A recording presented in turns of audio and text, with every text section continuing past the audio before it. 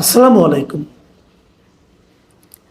প্রিয় দর্শক, সরকার আরও 5টা সিটি কর্পোরেশনে প্রশাসক নিয়োগ করেছে। আগে 6টা ছিল, নতুন করে আরও 5টা সিটি কর্পোরেশনে প্রশাসক নিয়োগ করেছে। এবং বলা বাহুল্য, আগের 6টার মতো এই 5টাতেও সম্পূর্ণভাবে বিএনপি দলীয় নেতাদের নিয়োগ করা হয়েছে।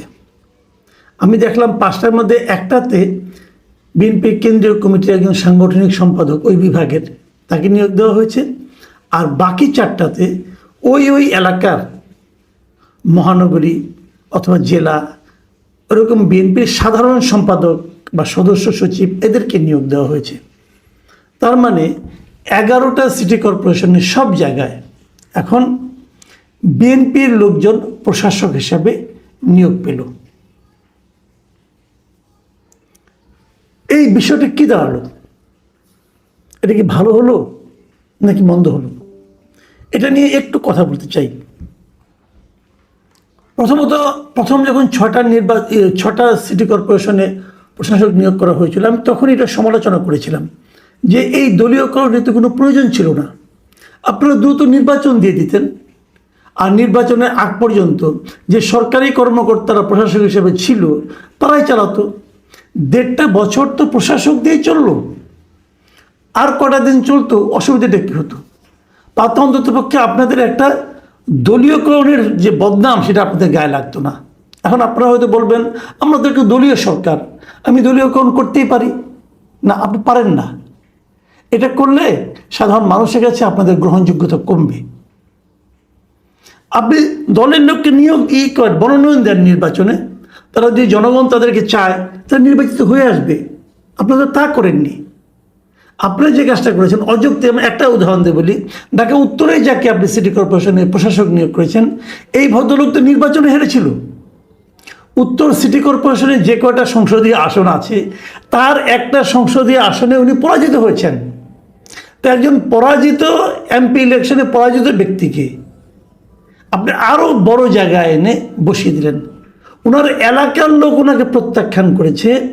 আপনি দলীয়ভাবে তাকে ওই এলাকা সহ আরও কয়েকটা এলাকায় মিলে যে বড় একটা জায়গা সিটি কর্পোরেশন উত্তর, সেখানে প্রশাসক বানিয়ে দিলেন। তাহলে তো আপনি জনগণের মতামতের বিপরীতে কাজটা করলেন। কাজটা কি লজিক্যাল হলো? হলো তো না। দেখেন, আপনারা নতুন সরকার এসেছেন, আপনার সমালোচনা আমি করতে চাই না, কিন্তু এই যে বিষয়গুলো যদি নিজেরা নিজেদের জন্য সমালোচনাকে ইনভাইট করেন, আমরা কি করতে পারবো? এবং এটা ইনভাইট করেছেন আপনারা, এটা কার বুদ্ধিতে হয়েছে আমি জানি না। আমি মনে করি বিএনপি বেশ শুরু থেকে কয়েকটা ভুল করেছে। ক্যাবিনেট গঠনের সময় ভুল করেছে, একটা বড় ভুল করেছে। এই ব্লান্ডার তারা কীভাবে হ্যান্ডেল করবে আমি এখনও জানি না। আর এই সিটি কর্পোরেশন নিয়ে তারা পলিটিক্যাল ভুল করতে যাচ্ছে, টোটালি রাজনৈতিক ভুল। আমি আমার মতো করে বলি, আমি যেভাবে বুঝেছি সেভাবে আমি জিনিসটা বলি। এই আপনি যাদেরকে নিয়োগ দিলেন, আমি ধরে নিতে পারি এদেরকে হয়তো আপনারা পরবর্তী সময়ে মেয়র হিসেবে মনোনয়ন দেবেন তো দেবেন। নাহলে তাদেরকে আপনি আগে আনলেন কেন? হয়তো আপনারা ভেবেছেন যে তারা আগে এসে একটু অভিজ্ঞতা অর্জন করবে এবং সেই অভিজ্ঞতার আলোকে তারা হয়তো পরবর্তীতে খুব ভালো একজন মেয়র হবে। কিন্তু সমস্যাটা হচ্ছে, ওনারা যেই দিন থেকে প্রশাসকের দায়িত্ব নেবেন সেই দিন থেকেই ওনাদের জনপ্রিয়তা কমতে থাকবে। গ্যারান্টি আপনি লিখে রাখেন। কেন কমতে থাকবে জানেন? আমি সেটাও বলি। ওনারা মনে করবেন আমরা তো 6 মাস অথবা 1 বছরের জন্য অথবা 7 মাস অথবা 3 মাসের জন্য, যে কদিনের জন্য হোক, আমি তো এখানে এসেছি, আমি তো পরবর্তীতে আবার নির্বাচিত নাও হতে পারি। তাহলে যা কামানোর কামিয়ে নিয়ে এই সময়। এবং ওনাকে যে দেওয়া হয়েছে এটা তো সম্পূর্ণ দলীয় বিবেচনায় দেওয়া হয়েছে। সেই কারণে এই দলের আরও যারা আছে তার নিচের পর্যায়ে নেতা, পাতি নেতা, তারাও কিন্তু বলবে আপনি মেয়র হয়েছেন, আপনি প্রশাসক হয়েছেন, আমাদেরকে বিভিন্ন রকম কাজকর্ম দেন, আমরা কাজকর্ম করি। এই যে দলের নেতাদেরকে উনি সার্ভ করতে যাবেন, ওনার জনপ্রিয়তা কমবে। আমি আজকে এই ঘটনা দেখার পর 3টা সিটি কর্পোরেশনের সঙ্গে আমি ওখানে থাকা বিভিন্ন সাংবাদিকদের সঙ্গে আমি যোগাযোগ করেছি। এবং তারা তিনজনই বলেছেন যাকে যাকে সিটি কর্পোরেশনের প্রশাসক হিসেবে নিয়োগ করা হয়েছে তাদের বিবেচনায় উনি ফিট না, উনি ফিটেস্ট না, মানে ওনার চেয়েও জনপ্রিয়, ওনার চেয়েও যোগ্য ওখানে আরও লোক আছে। এখন তাকে দেওয়াতে গত ইলেকশনে তাদেরকে মনোনয়ন দেওয়া হয়নি, তারা এক ধরনের হতাশায় ছিলেন, সিনিয়র লিডাররা হতাশায় ছিলেন।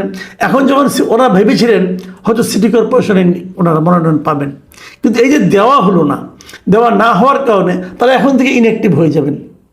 এর মধ্যে কেউ কেউ তো এমনও বললেন যে ওনারা এত বয়স্ক এবং এত অত্যাচারিত হয়েছেন গত 17 বছরে যে ওনাদের এখন আর মুখ দেখানোর জায়গা থাকলো না। এদের কেউ যদি মির্জা আব্বাসের মতো স্ট্রোক করে বসে তাও কেউ অবাক হবেন না আপনারা। ওনাদের বক্তব্য আমি যাদের সঙ্গে কথা বলেছি, এবং ওনারা বলেন ওনারা এখন ইনঅ্যাক্টিভ হয়ে যাবেন, এবং যেই দিন থেকে নাকি ওনাদের মনোনয়নটা দেওয়া হলো প্রশাসক হিসাবে, যেই দিন থেকে ওনারা প্রশাসকের দায়িত্ব নিয়ে বসবেন, সেই দিন থেকে ওখানে বিএনপি প্রার্থীর জনপ্রিয়তা কমতে থাকবে। তাহলে এটাকে আপনারা বুঝেন না? এটা আমি বুঝি, আমার ওই স্থানীয় সাংবাদিক বুঝে, আপনারা বুঝেন না? বিএনপিও বুঝে। তাহলে বিএনপি রিস্কটা নিল কেন? তাহলে বিএনপি কি জনগণের জনপ্রিয়তা এগুলি তোয়াক্কা করে না? বিএনপি কি হিসাব করে নিয়েছে আমার প্রার্থীকে কীভাবে পাস করিয়ে আনতে হবে সেটা আমরা জানি? তাহলে কি আবারও সেই নির্বাচনকে একটা চোরাগলির মধ্যে ঢুকিয়ে দেওয়া হবে? কেন? হয়তো বিএনপি কেউ বলবে, হয়তো সরকারের কেউ বলবে যে প্রশাসকদের নির্বাচন চলে না, সিটি কর্পোরেশন চলে না জনগণের সেবার জন্য। আরে ভাই, জনগণের সেবার জন্য তো তাহলে দরকার ছিল কাউন্সিলর। আপনার কাউন্সিলরগুলো দিয়ে দিতেন। কাউন্সিলর যারা নির্বাচিত হয়েছিলেন তারা তো নির্দলীয়ভাবে নির্বাচিত হয়েছিলেন। কাউন্সিলর তার দলীয় প্রতীকে হয় নাই। যদি নির্দলীয়ভাবে কাউন্সিলর নির্বাচিত হয়ে থাকে তাদের সবাইকে ওই আপনার নতুন প্রশাসক দেওয়ার দরকার নাই। যারা ইলেক্টেড হয়েছিলেন তাদেরকে আবার নতুন করে আনতেন, বলতেন ঠিক আছে ওই আগের আদেশটা প্রত্যাহার করে নিলাম, এই কাউন্সিলররা আবার নতুন করে কাজ করবে, জনগণের সেবার যে কাজগুলো আছে। দেখেন সিটি কর্পোরেশনের কাউন্সিলর তো অনেক কাজ, কিন্তু মানুষের কাউন্সিলর না থাকার কারণে, সরকারি কর্মকর্তা থাকার কারণে, সরকারি কর্মকর্তারা যে ওখানে দায়িত্ব পালন করছে তো অনেক অসুবিধা হচ্ছে। তারা মানুষকে চেনে না।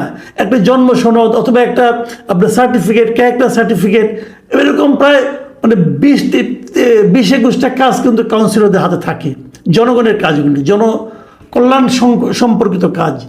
তো ওটা তো আগে দরকার, ওইটা আনতেন। তা না এনে আপনি মেয়র পদে আপনি দলীয় লোককে জোর করে বসিয়ে দিলেন। ঠিক করেন নাই। আমি আরেকটা কথা বলি, আপনি যে কোনো লোককে এই সমস্ত সিটি, যে কোনো সিটি কর্পোরেশনে র্যান্ডমলি আপনাদের যদি কোনো নিরপেক্ষ কোনো আপনার মানে এরকম খবর নেওয়ার কোনো স্কোপ থাকে অথবা গোয়েন্দা সংস্থা আছে, যোগাযোগ করে দেখেন, যে কোনো জায়গায় যোগাযোগ করে দেখেন যে এই সিদ্ধান্তটা, সরকারের এই সিদ্ধান্তটা, দলীয় লোককে প্রশাসক নিয়োগ করার যে সিদ্ধান্তটা, এটাকে মানুষ ভালোভাবে নিচ্ছে কি নেয়নি দেখেন। আমি তো খবর দিয়েছি, নিচ্ছে না, তারা ভালোভাবে এটাকে নিচ্ছে না। 2-1জন সমর্থক পাবেন, আপনি নিশ্চিত থাকেন তারা বিএনপির লোক। বিএনপির লোক ছাড়া আর কেউ এটাকে ভালোভাবে নেবে না। একটা কথা মনে রাখবেন, এই নির্বাচনটা তো করলেন একটা তো আপনারা একটা জাতীয় নির্বাচন করেছেন, আপনাদের অভিজ্ঞতা হয়েছে। ভাবুন তো একবার, কেবল নিজের দলের ভোট দিয়ে কোনোদিন আপনি ইলেক্টেড হতে পারবেন না। বাংলাদেশের কোনো নির্বাচনে নিজের দলের লোকের ভোট দিয়েই নির্বাচিত হওয়া এটা কঠিন কাজ। নিরপেক্ষ ভোট লাগে। যারা কোনো দল করে না তেমন ভোটটাই ডিসাইডিং ফ্যাক্টর হয়। সে লোকগুলিকে জিজ্ঞাসা করেন, কেউ পছন্দ করেনি। কেন করতে গেলেন এটা? আমি বুঝি না।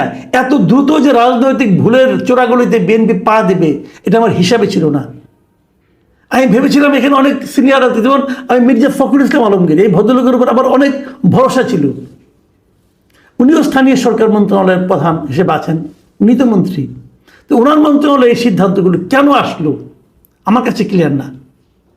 কিছু লেনদেন হয়েছে কি না সেটাও বলতে পারবো না, হতে পারে। কিন্তু সব ধরনের সন্দেহ যখন আপনি করবেন, নানা ধরনের সন্দেহ কিন্তু আপনার কাছে চলে আসবে। উনি বলবেন উনি খান না, ওনার হয়ে অন্য কেউ খান, খবর নিলে টের পাওয়া যাবে।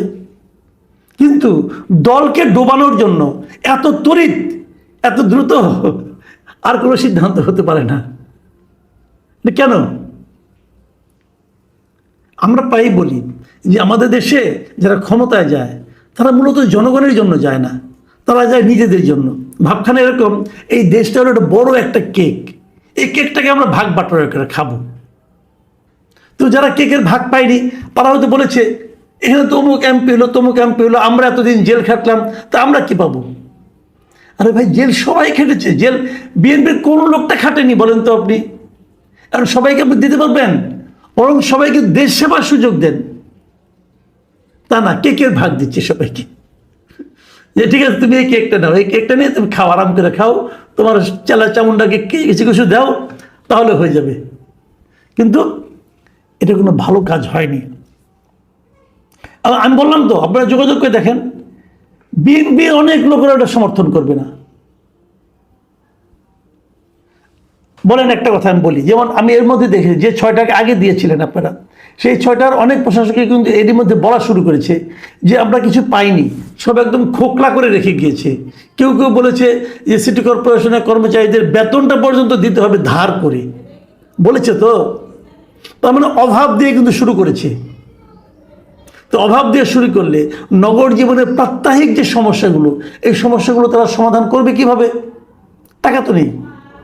সমাধান যখন আপনি করতে না পারবেন, 6 মাস পর ইলেকশন আসবে। এটা যদি 5 বছর পর ইলেকশন হতো, ধরেন আপনি তাহলে ইলেক্টেড হয়ে গেল, ধরেন আপনার 6 মাস পর ইলেকশন হতো, তখন যদি নির্বাচিত হতো তাহলে তো সে 5 বছর সময় পেত। প্রথম 6 মাসে কোনো সমাধান করতে পারতো না, প্রথম 6 মাসে গুছিয়ে নিত, পরবর্তী সময় সমাধান করত, মানুষের মন জয় করত, এরপরে তারা কিন্তু দলের জন্য কিছু একটা করতে পারত। কিন্তু এখন তার হাতে সময় 6 মাস, 6 মাসের পরীক্ষায় নামিয়ে দিয়ে তার হাতে পর আপনি ইলেকশনে নামিয়ে দিচ্ছেন, সে তো ধরা খাবে। বিএনপি একদম নতুন কোনো রাজনৈতিক দল না, একটা পুরনো দল, কিন্তু তাদের মধ্যে এই রাজনৈতিক সিদ্ধান্তটা, এত কাঁচা সিদ্ধান্ত কিভাবে আসলো আমি বুঝতে পারি না। বিএনপির তারেক রহমান সাহেবের প্রজ্ঞার উপর, ওনার চিন্তা চেতনার উপর আমার এক ধরনের ভরসা আছে, এখনো আছে। এটা কি উনি জানতেন? যদি উনি জেনে থাকেন তাহলে উনি কোন বিবেচনায় এই কাজটা করলেন, তার একটা ব্যাখ্যা কিন্তু আমরা জানতে চাই। আর যদি না জেনে থাকেন, যাদের কারণে এই দুর্ভোগের মধ্যে আপনার পড়ে, যে এই যে রিস্কি সিদ্ধান্তটা আপনি নিলেন, তাদেরকে চিহ্নিত করেন, তাদের উপর নির্ভর করেন না।